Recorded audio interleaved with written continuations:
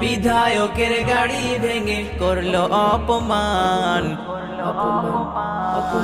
সংবিধানের উপর কেন হলো অপমান? সংবিধানের উপর কেন হলো অপমান? সংবিধানের উপর কেন হলো অপমান? সংবিধানের উপর কেন হলো অপমান?